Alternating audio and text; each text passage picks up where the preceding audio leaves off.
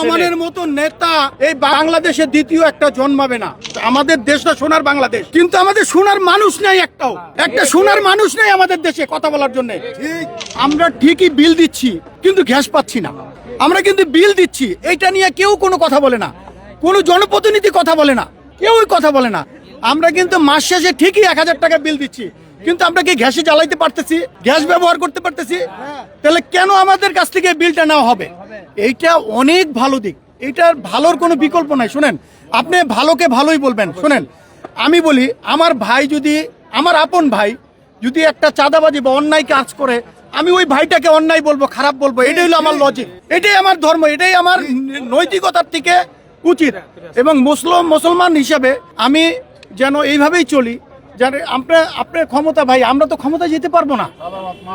আমরা সাধারণ মানুষ এখানে যারা আছি, এখানে যতগুলি লোক আছে, তারা কেউ কিন্তু আমরা ক্ষমতায় আশা করি না।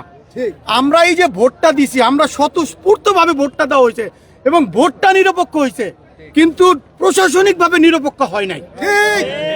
প্রশাসনিক নিরপেক্ষ পালন করে নাই। আমার সাধারণ জনগণ থেকে, আমি আমার দেশ থেকে, মানে আমার ভালোবাসা, আমাদের দেশটা সোনার বাংলাদেশ, কিন্তু আমাদের সোনার মানুষ নেই, একটা সোনার মানুষ নেই আমাদের দেশে কথা বলার জন্য। জিয়া রহমান যেভাবে কাজ করে গেছে, দ্বিতীয় জিয়া রহমান আছে বাংলাদেশে? বলেন, আমার একটা দেখান। যদি হয় তাহলে আলহামদুলিল্লাহ, আর যদি না হয় পালানের জায়গা হতে তারাও পাবে না। হবে ইনশাআল্লাহ।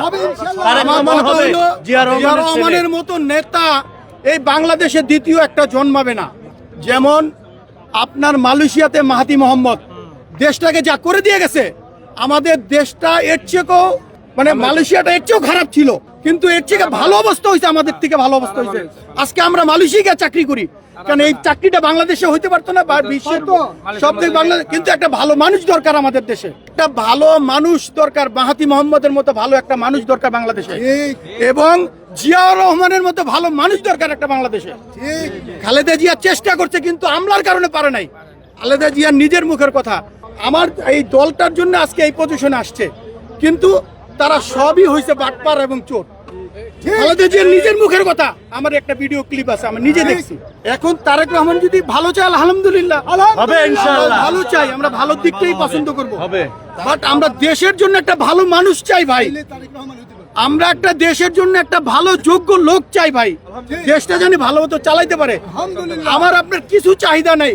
100% আপনার ঢাকা 18 আসনে আমি নিজে ঘুরছি, 8 আসনে আমি নিজে, আমি 17 ইয়াতে আমি ভোটার, আমি ওইখানে গিয়ে ভোট দিয়ে আসছি ভাই। আমি নিজে দেখছি মানুষ স্বতঃস্ফূর্তভাবে ভোট দিছে। ভোটের ব্যাপারে, ভোট দেওয়ার ব্যাপারে কোনো কমপ্লেন নাই আমাদের, কিন্তু প্রশাসনিকভাবে আমাদের কমপ্লেন আছে।